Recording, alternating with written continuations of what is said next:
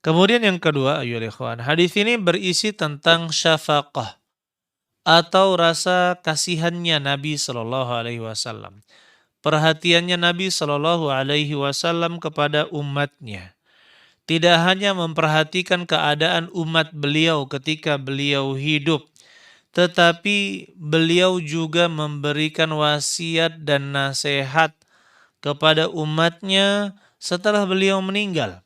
Apa yang akan terjadi sepeninggal beliau, beliau kabarkan agar kaum muslimin bisa bersiap-siap dan agar kaum muslimin menghindari sebab-sebab keburukan.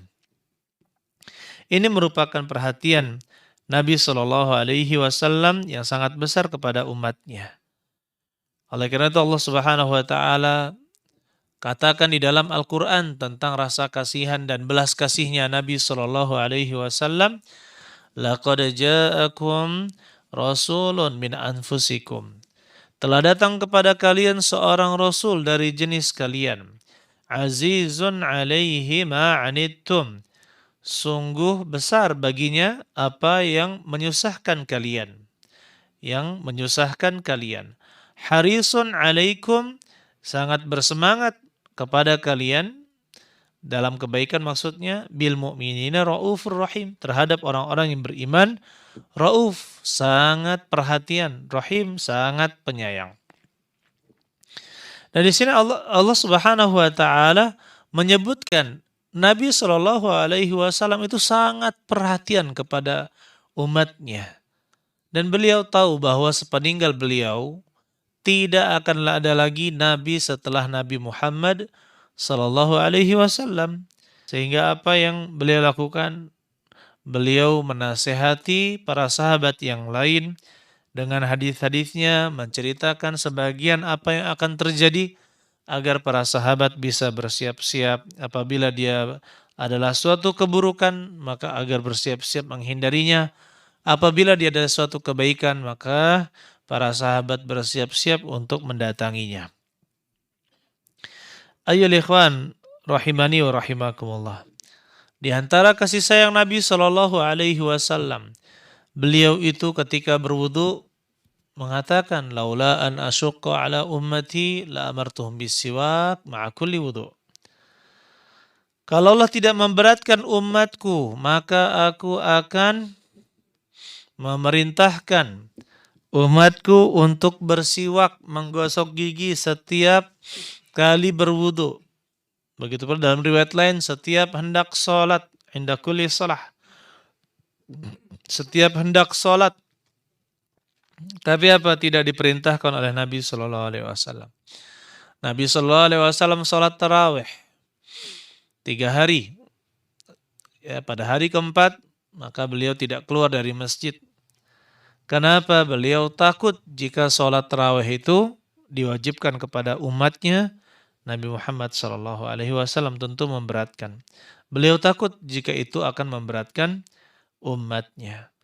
Begitu pula ada seorang sahabat bertanya kepada Nabi Shallallahu Alaihi Wasallam ketika Allah, kata Rasulullah Sallallahu Alaihi Wasallam, Inna Allah qad iftarada alaikum al-hajja fahujju. Sungguhnya Allah telah mewajibkan kepada kalian untuk berhaji, maka berhajilah kalian.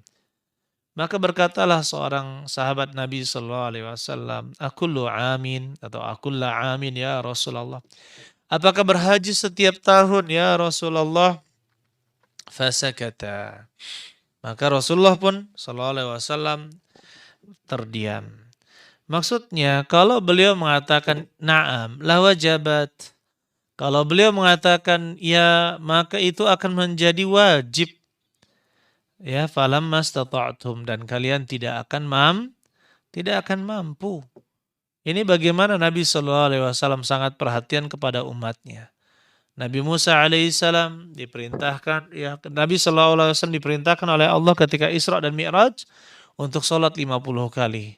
Beliau minta kepada Allah Subhanahu Wa Taala agar diringankan menjadi 5 kali. Ini merupakan kasih sayang Nabi Shallallahu Alaihi Wasallam kepada umatnya. Kemudian ayyuhal ikhwan rahimani wa rahimakumullah.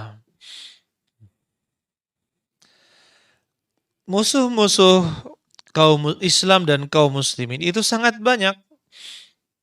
Ya, mereka sangat membenci Islam meskipun mereka berbeda-beda rupa, berbeda-beda warnanya, tapi mereka sepakat untuk memusuhi kaum muslimin. Mereka sepakat untuk memusuhi kaum muslimin, memerangi kaum muslimin dengan cara yang mereka bisa lakukan. Subhanallah. Kemudian perkataan Nabi Shallallahu Alaihi Wasallam min kulli ufuqin, di setiap penjuru, di setiap ufuk, ya di setiap ufuk penjuru, di sana akan ada orang yang menyerang orang Islam dan kaum muslimin. Islam dan kaum muslimin. Oleh karena itu mereka sangat membenci Islam. Walan tardha ankal yahudu wala nasara, tidak akan ridha kepada kalian orang-orang Yahudi dan juga Nasrani hatta tattabi'a millatahum, sampai kamu mengikuti agama mereka. Tidak akan ridha dan mereka akan terus membenci. Walaupun di wajah-wajah mereka mereka senang, tapi sebenarnya mereka menyembunyikan kebencian kepada kaum muslimin. Kemudian kata Rasulullah SAW, kama tada'al akalatu ila qas'atiha, sebagaimana orang-orang yang makan itu menyerbu nampan, menyerbu piring besar, nampan. Bagaimana ini? Nabi SAW menggunakan balaghah, yaitu bahasa yang bisa menyampaikan ya kepada orang yang mendengar dengan baik. Nabi SAW untuk menjelaskan maksud beliau bagaimana akan diserangnya kaum muslimin nanti. Seperti beliau membuat permisalan seperti orang-orang yang makan menyerang nampan. Nah, di sini dimisalkan oleh Rasulullah SAW dengan al-akalatu, orang-orang yang makan. Kita tahu kalau orang-orang yang makan itu bersemangat untuk mengambil apa yang ada di nampan. Permisalan seperti ini subhanallah menunjukkan bahwasanya mereka itu akan benar-benar menyerang kaum muslimin. Dan sekarang kita ya dari zaman ke zaman kita mendapatkan bukti tersebut setelah Nabi Shallallahu Alaihi Wasallam meninggal. Serangan yang luar biasa dari orang-orang kafir itu terus bertubi-tubi kepada kaum muslimin.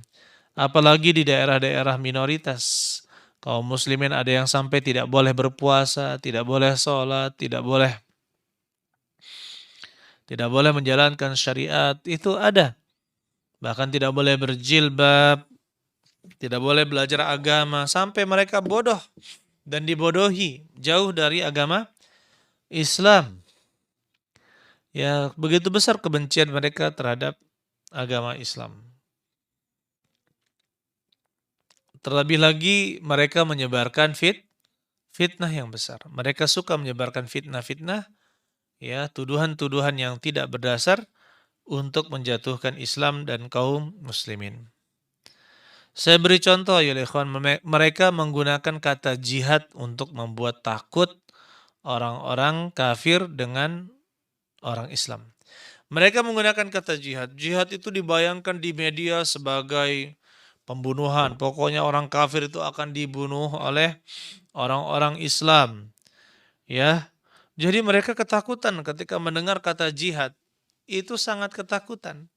Padahal jihad itu penuh dengan aturan. Tidak boleh kita sembarang membunuh orang.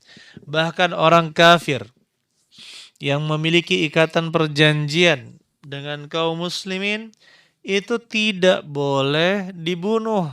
Nah, kita sekarang mengikat perjanjian dengan berbagai macam negara, maka tidak boleh kita bunuh ya orang-orang kafir. Nah, sekarang mereka buat fitnah bahwa orang Islam itu kalau kamu dekat dengan dia, dikit-dikit itu kamu dibunuh. Makanya hati-hati. Hati-hati kamu dibunuh orang Islam. Masya Allah. Pernah cerita ada teman dari Amerika. Pernah cerita ke saya. Ya, eh, dulu saya katanya bawa buku di mana? Di bandara. Ada berapa 3 buku seperti itu dia bawa. Karena dia suka baca juga. Nah, di situ ada satu buku yang berjudul Jihad. Ya, Jihad. Saya lupa lengkapnya apa. Dia bilang judul buku itu Jihad. Nah, ketika melihat itu, polisi langsung heboh atau penjaga di bandara itu langsung heboh. Kemudian orang-orang di sekitarnya, orang Amerika yang di bandara itu langsung menjauh. Seperti ada bom langsung di situ. Langsung, langsung ketakutan semuanya dengan teman saya. Padahal teman saya tidak bawa senjata, tidak bawa apa-apa, cuma bawa buku yang berjudul Jihad. Subhanallah. Ya padahal buku yang berjudul tentang jihad itu ya ada ya kita katakan juga buku-buku sesat juga ada. Tapi banyak juga buku-buku yang sesuai dengan prinsip ahli sunnah wal jamaah. Ya, yang tidak sesat. Kemudian ayyuhal ikhwan, perkataan sahabat Nabi Shallallahu alaihi wasallam, "Amin qillatin nahnu ya Rasulullah." Ya, dalam riwayat lain, "Wa min qillatin nahnu ya Rasulullah." Wa min qillatin nahnu yauma idzin. Apakah kita pada hari itu jumlahnya sedikit? Nah, di sini para sahabat ketika Nabi Shallallahu alaihi wasallam sudah membuat pertanyaan, maka mereka sangat bersemangat. Sehingga mereka bertanya untuk bisa menanyakan lebih lanjut apa yang akan didapatkan manfaat tambahan dari Rasulullah Shallallahu alaihi wasallam.